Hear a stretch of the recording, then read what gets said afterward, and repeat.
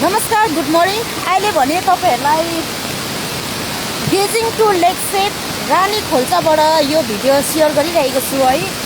र पानी परिरहेको छ बिहानदेखिकै, हिजोदेखिकै है।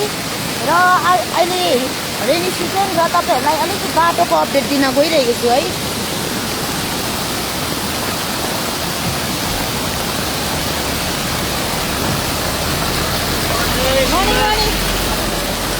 यहाँ हेर्नुहोस्, अहिले भर्खर एउटा पिकअप पार भइसकेको छ, तर सानो गाडीहरू चाहिँ हतपत यहाँबाट पास हुन सक्दैन। रानी खोल्सा है, गेजिङ टु लेकसेप रानी खोल्सा तपाईहरुले देख्नुहुँदैछ। म यहाँको भिडियो तपाईहरुमा साझा गरिरहेको छु। र अहिले भने धेरै ठाउँ सायद बाटो बन्द होला, किनभने लगातार रूपमा पानी परिरहेको छ। र रानी खोल्साको यो जुन चाहिँ वाल छ, वालको यता पनि एकदमै धराप छ। तपाईहरुले गाडी कुदाउँदाखेरि डिलबाट गाडी नल्याइदिनु होला, किनभने यो डिल एकदमै धराप छ। र यहाँ देख्नुहुँदैछ यस प्रकारले खोला बगिरहेको छ खोल्सा। र तपाईहरुलाई सालै पछि अपडेट दिँदाखेरि यो माथि साख्युङ रोडबाट आएको यो पानी हुन्छ है। यो पानी झरेर यतापट्टि आएको हुन्छ र उतापट्टि बाँदरे खोल्सा छ, त्यहाँ पनि प्रब्लम समस्या हुनसक्छ। अहिले दुःख सुख पार हुनसक्छ, तर यहाँदेखि जबरजस्ती गर्नु पनि एकदमै साह्रो छ।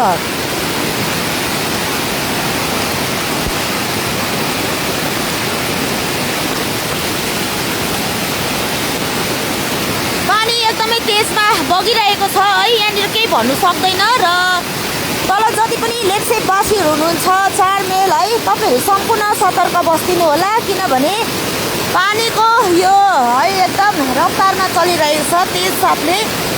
र तपाईहरु जति पनि अहिले फेसबुकमा जोडिनु भएको छ, तपाईहरुले यो भिडियोलाई धेरै सेयर गरिदिनु, किनकि जति पनि यातायात गर्ने यात्रीहरू हुनुहुन्छ है, उहाँहरूले यो भिडियोलाई हेरेर बाटोको स्थिति, बाटोको कन्डिसनहरूलाई बुझ्न सकोस् है भनेर यहाँबाट आग्रह गर्न चाहन्छु तपाईहरुलाई। र चारैतिर पानी नै पानी भइरहेको छ अहिले। माथि यतापट्टि पनि सानो सानो खोल्साहरू पनि अहिले बढ्ने गर्छ पानीले गर्दा है। तपाईहरु कहाँ जानुभएको? 2 मेल? अन्त यो गाडी त छिर्नु साह्रो पर्छ त। उयो हेर्नु त, यो त डाँडै डाँडो छ। अन्त अहिले हामीले यहाँ रानी खोल्साबाट जुन चाहिँ अपडेट दिइरहेको छ भने थाहा छैन अरू जग्गा कति जग्गा चाहिँ बाटो बन्द होला है। अहिले भने थुप्रै गाडीहरू आवत जावत गर्ने समय भयो, माथिनिर पनि गाडी निकै लाइन लागिसकेको छ है। र तपाईहरुलाई यहाँबाट जानकारी दिनु पर्दाखेरि एकदम सानो गाडी भनौँ है, अलिकति अब चक्काहरू हाइट नभएको गाडीहरू चाहिँ यहाँबाट छिर्ने एकदम साह्रो पर्छ, किनभने यो ढुङ्गाहरू रोडाहरू पुरै नै डाँडा डाँडा भएर बसिरहेको छ है। र हामी पनि यहाँबाट पार हुने कोसिस गरिरहेछ, तर थाहा छैन हुन्छ कि हुँदैन है। र पनि कोसिस गरिरहेछ। र ठुलो गाडी चाहिँ जान्छ यहाँबाट, एउटा गाडी दराप टु गान्तोक गाडी सर्भिस आउँदैछ है। सायद ठुलो गाडी चाहिँ पास हुनसक्छ, तर सानो चाहिँ सक्दैन।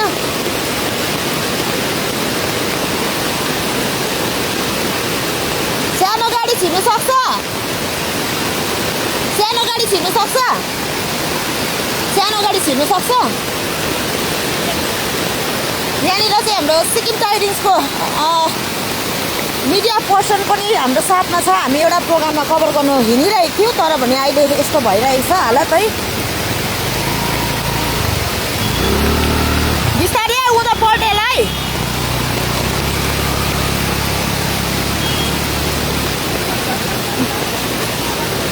तपाईँको त जान्छ।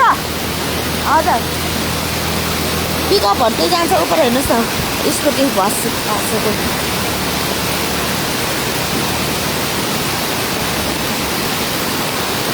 हामी पनि हिँड्दा हिँड्दै के कसो हुन्छ है थाहै हुँदैन यसरी बाटोघाटोको है। अहिले बर्खा माझमा आउनुहोस्, तपाईँको जान्छ, तपाईँको जान्छ लु। अहिले चाहिँ फिलहाल है यो ठुल्ठुलो गाडी चाहिँ जान्छ, पास हुँदैछ। दराप टु गान्तोक गाडी पनि यहाँबाट पास हुँदैछ हो। ठुल्ठुलो गाडीहरू है, डेन्जर छ नि हौ, मुनिपट्टि पल्टी जान्छ जस्तो लाग्छ हो। एसएसपीको गाडी पनि आयो। एसएसपीको गाडी त जान्छ होला है। र हामी पनि यहाँबाट है पास हुने कोसिस गर्छौँ है। हाम्रो गाडी अलिक सानो नै छ, तर अन्य जग्गातिर बाटोको के कसो छ तपाईँहरूलाई अपडेट दिँदै जानेछौँ। र यसर्थ तपाईँहरू सिक्किम न्युजसँग जोडिराख्नु होला है। तपाईँहरूलाई हामी बाटोको अपडेट दिँदै यहाँबाट जानेछौँ। तर मलाई डर लाग्दैछ है यहाँबाट पास हुन।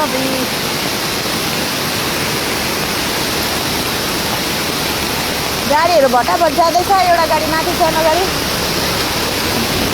यो गाडी गयो भने चाहिँ हाम्रो गाडी जान्छ है। यो अर्को गाडी पनि आउँदैछ। अब अर्को गाडी के कसो हुन्छ तपाईँहरूलाई फेरि पनि जानकारी। गेजिङ टु लेकसेप रानी खोल्साको यो अपडेट हो। यहाँबाट 3-4वटा गाडी पास भइसकेको छ। टु व्हिलरहरू मुस्किलले भइरहेको छ र अर्को गाडीहरू पनि यहाँ बसिरहेको छ है।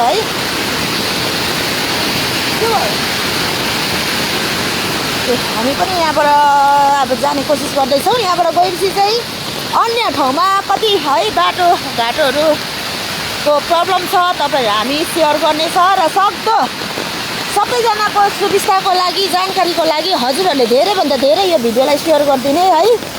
किनभने यात्रीहरू यातायात गर्ने धेरैजना आवत जावत गरिरहेको हुन्छ। यस अर्थ यो सेतो गाडी है जाँदैछ। अब गाडी छिर्छ कि छिर्दैनहरू